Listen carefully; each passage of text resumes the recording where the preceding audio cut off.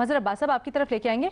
ये जो नई नस्ल है, इससे मुतल्लिक बड़ी कयास आराइयाँ भी हो रही थी, लोग कह भी रहे थे इनको यंग लीडर्स, आपस में कंपैरिजन भी करते थे, फिर तस्वीर भी आती थी जिसमें एक तरफ किसी को बेनज़ीर की झलक नज़र आती थी बिलावल में, तो किसी को नवाज शरीफ की झलक नज़र आती थी मरियम नवाज में। ये पर्सनल लड़ाई एकदम से कैसे हो गई?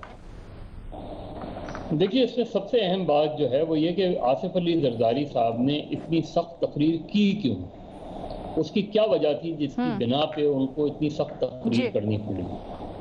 मुझे नज़र ये आता है कि पीपल्स पार्टी या जरदारी साहब को ये लग रहा था कि शायद नून लीग और JUI बाला ही बाला कोई चीज़ें कर रहे हैं जिसमें उनको एतमाद में नहीं लिया जाता।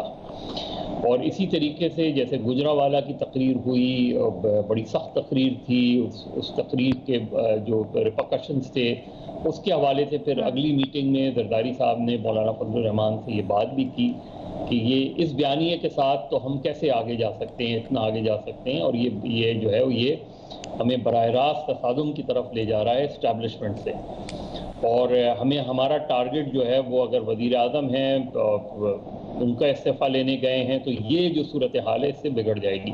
उसके बाद भी जो चीज़ें अब ये उसमें भी यही हुआ कि जो इस्तीफ़ों वाली बात आई उस पर भी यही हुआ कि जी तय तो ये हुआ था कि लॉन्ग मार्च किया जाएगा और लॉन्ग मार्च के बाद फिर इस्तीफ़ों का फैसला होगा। तो जो जरदारी साहब की टोन सख्त हुई है उसकी बुनियादी वजह यही है कि उनको ये लग रहा था कि शायद नून लीग उनको एतमाद में लिए बगैर मौलाना को एतमाद में लेकर फैसले कर रही है PDM, और उसमें जाहिर है उन्होंने जो है ये बात की और इतनी सख्त बात की। बाकी जो देखिए सेनेट की जो लीडर ऑफ द अपोजिशन वाला मसला है वो PDM में तय नहीं हुआ था। वो PDM की एक कमेटी बनी थी जिसमें राजा परवेज अशरफ भी थे, जिसमें PMLN के शाहिद खाकान भी थे, और उसमें जो राजा परवेज अशरफ को पीपल्स पार्टी ने मैंडेट दिया था वो दिया था कि चेयरमैन सेनेट के मसले पर आप तय करें कि क्या होना है। जब चेयरमैन सेनेट का मसला ये तय हो गया कि यूसुफ रज़ा गिलानी कैंडिडेट होंगे तो फिर शाहिद खाकान अब्बासी ने ये कहा कि फिर हम ये भी तय कर लेते हैं कि जब चेयरमैन यूसुफ रज़ा गिलानी होंगे तो लीडर ऑफ द अपोजिशन कौन होगा। उसमें फिर राजा परवेज अशरफ ने कहते ये हैं कि राजा परवेज अशरफ ने कहा कि जी नून लीग से फिर लीडर ऑफ द अपोजिशन। जब वो वापस गए हैं तो उस वक्त फिर बिलावल भुट्टो ने उनसे कहा कि आपको ये मैंडेट तो नहीं दिया गया था कि आप जाके उनको कंसीड कर दें लीडर, क्योंकि हमें नहीं पता कि चेयरमैन सेनेट के इलेक्शन में क्या होगा। लेकिन उसके बाद जो बयानबाजी शुरू हुई है उस पर पीपल्स पार्टी के कुछ लोगों ने बिलावल भुट्टो साहब से ये कहा है कि आपको रिएक्ट नहीं करना चाहिए था, उसका बेहतर था कि किसी और लीडर के थ्रू जो है वो मैसेज कहलवाते या आप पब्लिक में आने के बजाय।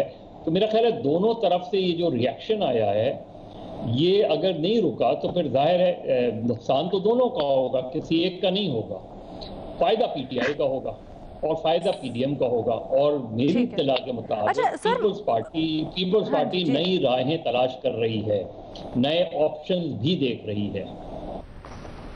अच्छा सर, मेरा यही सवाल है, इतना अदम एतमाद क्यों पीपल्स पार्टी को है? इसलिए है कि उनको ये फील हो रहा है कि JUI और जो PMLN हैं वो बहुत एक्सट्रीम पोजीशंस ले रहे हैं जिसका आउटकम कोई उनको नजर नहीं आ रहा। यानी उन्होंने ये तय कर लिया, ये तय हुआ था कि ये लॉन्ग मार्च पहले करेंगे, देखेंगे कितना सक्सेसफुल होता है, उसके बाद ये तय करेंगे कि इस्तीफा देंगे।